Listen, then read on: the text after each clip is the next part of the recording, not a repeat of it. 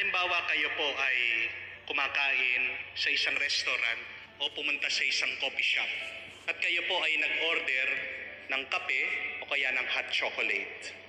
At hawak-hawak nyo na po yung kape o yung hot chocolate, pabalik na po kayo sa inyong upuan para makipagkwentuhan sa inyong mga kasama.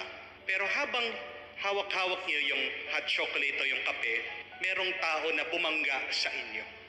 Ano pong mangyayari doon sa dala nyong kape o hot chocolate? Ito po ay matatapon.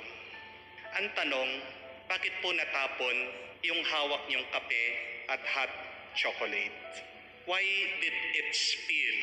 Sigurado po marami sa inyo ang sagot. Kasi Father, binangga niya ako, kaya natapon yung dala-dala ko. Pwede po. Pero ang tamang sagot ay, natapon yung kape o hot chocolate dahil may laman yung baso mo. Dahil may laman yung tasa mo. Wala naman may tatapon, wala naman masasayang, wala naman lalabas kung walang laman yung tasa, yung baso, yung hawak mo. Kahit nabanggain ka ng napakaraming tao, kung walang laman yung dala, walang matatapon. But the fact is, there is something inside of your cup. That is why, when somebody bumps into you, it gets spilled. Ano po yung aral? Tayong lahat po, meron din tayong baso. Ano yung baso o tasa na pinagkaloob ng Diyos sa atin? Yung ating isip, yung ating puso. As we live our lives, it is us who fill this cup, who fill this container. Habang ikaw ay nabubuhay, ikaw ang nagpupuno dyan. Mabuti man yan o masama.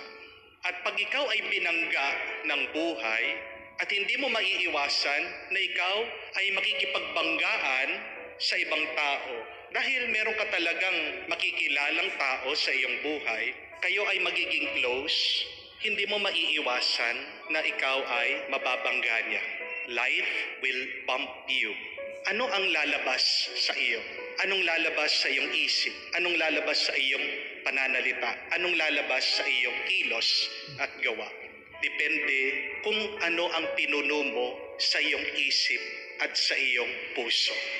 Kung pinuno mo ang iyong isip at puso sa tuwa, sa pasasalamat, sa pagmamahal, malasakit, pag-unawa, pagpapatawad sa iba. Kahit na banggain ka ng ibang tao, kahit na anong mangyari sa iyo, yan yung lalabas. Puro mabuti, puro maganda. Pero kung pinuno mo ang iyong isip at puso sa galit, inggit, paghihiganti, pagkamuhi, paghusga sa iba, yan po yung lalabas.